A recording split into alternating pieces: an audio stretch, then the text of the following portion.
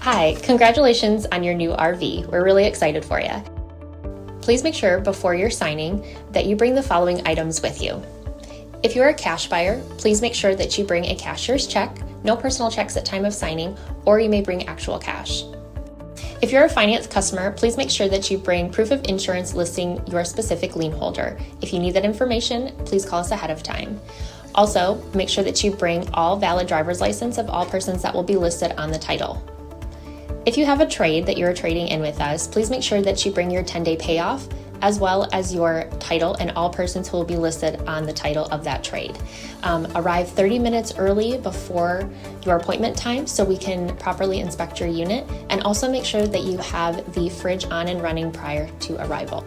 If you have any questions, please feel free to give us a call at 810-686-0710. Thanks so much. Have a great day. Hello, this is Mike with TradeWinds RV Center, here to congratulate you on your purchase of your Catalina Legacy 243 RBS travel trailer. I'm here to walk you around it, show you how to use a few things, get the best out of your camping experience. Let's start by talking about arriving at the campsite. A couple things taken into consideration when parking. On your campsite, of course, your awning. Need plenty of room for that to come out. Then on your off campsite, your slide. Plenty of room for that to come in and out unhindered. Preferably nothing hanging over top, and then leave yourself a nice walking path here, because the next thing I need you to think about is where your power and water connections are going to be. Your power, very rear corner on your driver's side, and then your water at the campsites is going to be on the rear of the unit. We'll hook up the city water connection at campsites. So park accordingly so you utilize the facilities. Everything's on that back corner. Once you arrive and unhook your hitch, next thing we're going to do is stabilize our unit. Now you have we're going to level our unit. Power leveling jack and night docking light. Simply raise or lower the unit until you're level. Should you lose power, you have a manual override right here for that hand crank. That'll bring it up and down if you have no power. Speaking of power, check your battery posts when you arrive. Make sure those haven't wiggled loose over time. Once we get our unit level, next thing we're going to do is stabilize it. All four corners of the unit, you have these stabilizing jacks and a 3/4 inch hand crank. So just put that on there and crank these down. As I come down, I'm going to recommend stabilizing jack pads. Jack pads are going to protect the feet of your stabilizing jacks from dirt, debris, and hot blacktop in the summer. Better distribute the weight. Really good investment with your 10% coupon. Put that on there, put them down, and run these down just until they're taut. Once you have any type of resistance on your hand crank, you know you're down far enough. Remember, because these are stabilizing jacks, not leveling jacks. We already have a unit level. We don't want to change that. So again, just run all four of these down just until they're taut on top of your jack pads. Once you have all four of them down, our unit's level and stable, we can hook up our power and water. Again, coming around to the rear of the unit on the off camp side, big long 30 amp cord. The end of that 30 amp cord, should you need it, is a 30 to 110 adapter to plug in at home. Got your power hooked up, let's hook up our water. In the rear corner here is your city water connection. First and foremost, your water pressure regulator. This water pressure regulator is going to reduce the water pressure to 40 to 50 psi, protecting the lines in your unit. Use this when putting fluid in here or your black tank flush. Hook that up, hook up your hose, but don't turn your hose on yet. Come back around this corner to your hot water heater. All we're doing at this point, folks, make sure our drain plug's back in. Throw some plumber's tape around that. Get that in there nice and snug. Once that's in there tight, you can go ahead and turn your hose on. Now our unit's level and stable, so we can go inside and deploy our slides at this time. What we need to do is get access to our water. Open up your water taps. Once all the air is out of the lines, you got a steady flow of water coming out. You know your hot water heater is full and you can turn it on from indoors. There is an on-off electric element right here. The only time you ever want to turn this on here is if you're plugged into 110. Otherwise, turn it on indoors.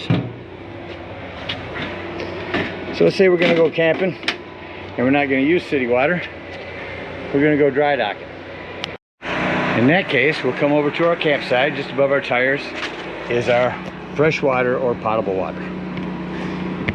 Simply fill this up with a hose. No need for a water pressure regulator.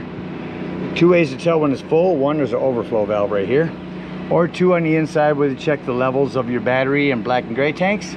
There's also a freshwater button. Hold that down, that'll tell you when this is full.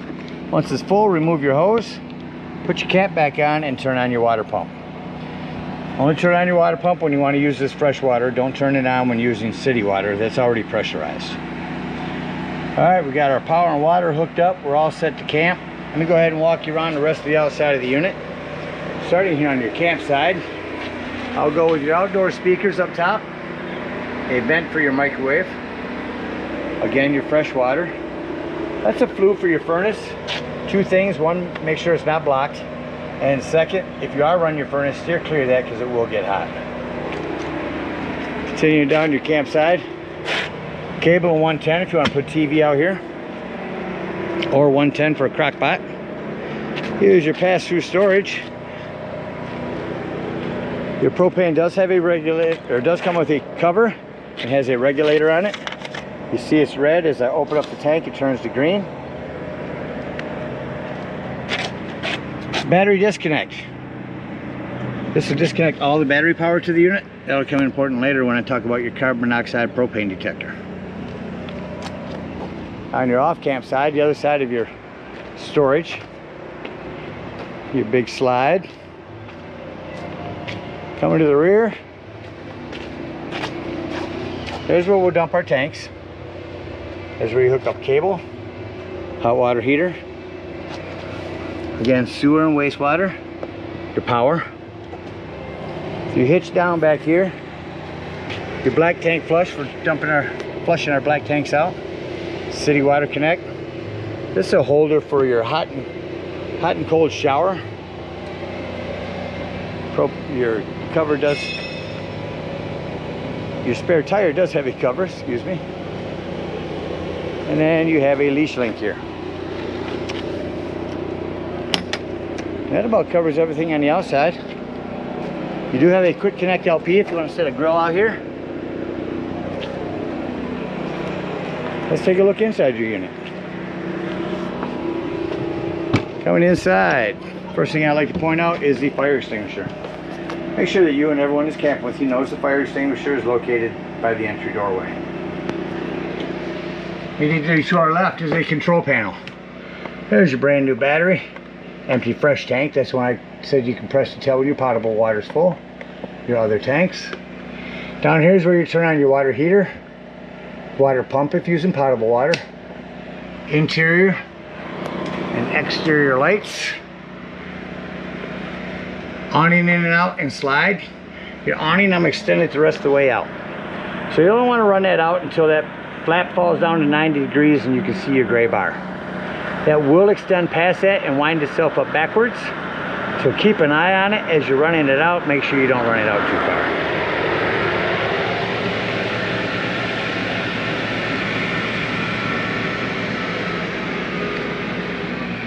So run that slide the rest of the way in here. Excuse me, your awning.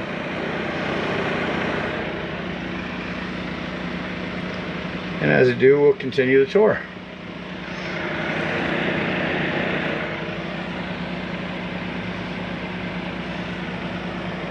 And we're in. Close the door so we can hear. Come around in the kitchen area. You got a lot of one-touch lighting here. Self-explanatory microwave. Below that, a light and fan for your stovetop. Flip that back, makes an excellent backsplash. Turn on your panel light, turn that to light, goes from blue to red. Hit your spark and there's your flame.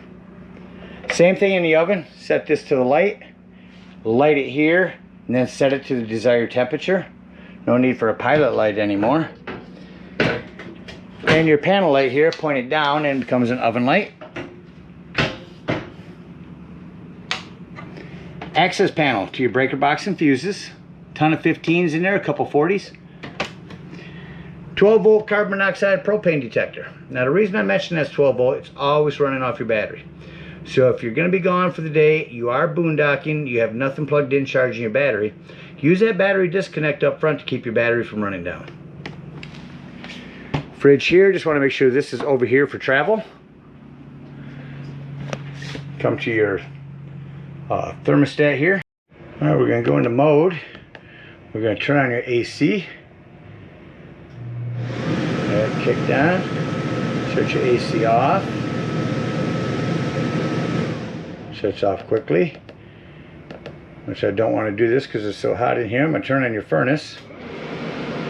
Shut your furnace off. You'll notice that your furnace fan takes a couple seconds longer, a minute or two, to shut off than your AC fan does. Coming into your bathroom, just want to mention in here, 110 with GFCI reset. Make sure that this handle is secure for travel. You don't want these bouncing in and out, so snap that on there. Again, you have a hand crank open, power exhaust. Out of the bathroom, we'll shut our lights off. 110 down here in the corner. Individual lighting here. Your table, you can lift this top off.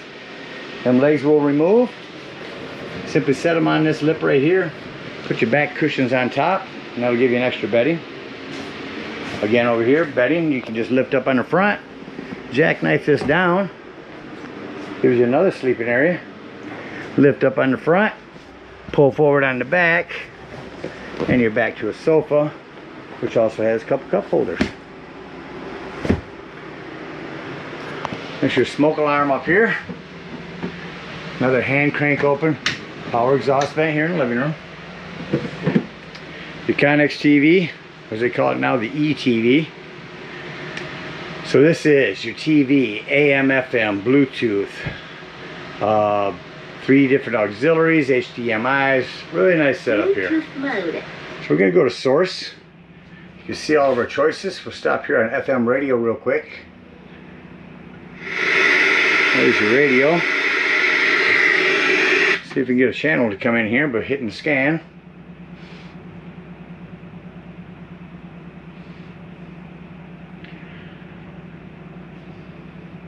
As that looks for channels, there we go. The volume. You can turn it down indoors or turn it up outdoors. So this would be indoors, this would be outdoors. Go back to our source, media. Let's go to our TV. You have to run channel scan on that, so we'll get that taken care of for you. Down here, another 12 volt. Fireplace, not just for looks anymore. I can go through and show you all the pretty colors, but the biggest thing, folks, is the heat.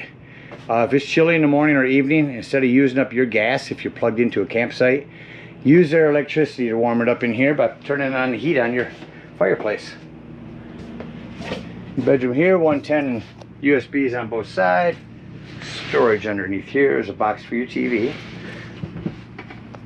Prepped for a TV back here as well. Back on the wall, 110 and cable. Individual one-touch lighting.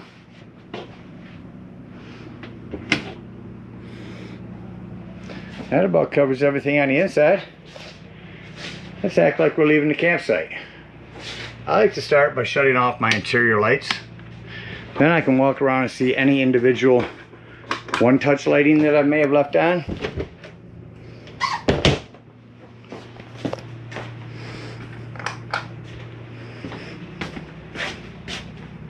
Our lights are off. Turn our lights back on. Doors and drawers. Make sure all doors and drawers are closed, especially this one here. Make sure nothing's going to impede your slide from coming in.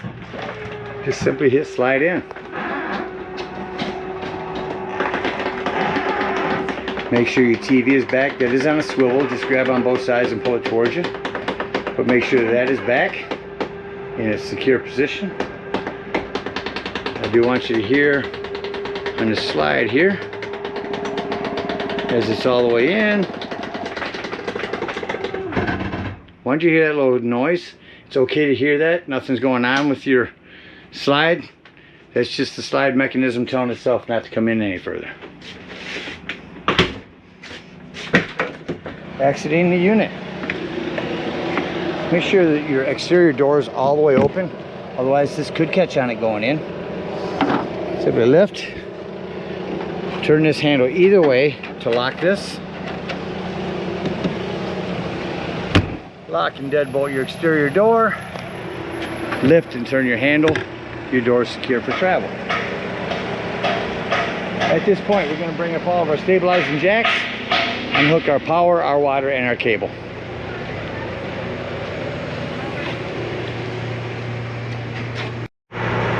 Tell me where our freshwater tank is. If we're using potable water, we'll dump that right there.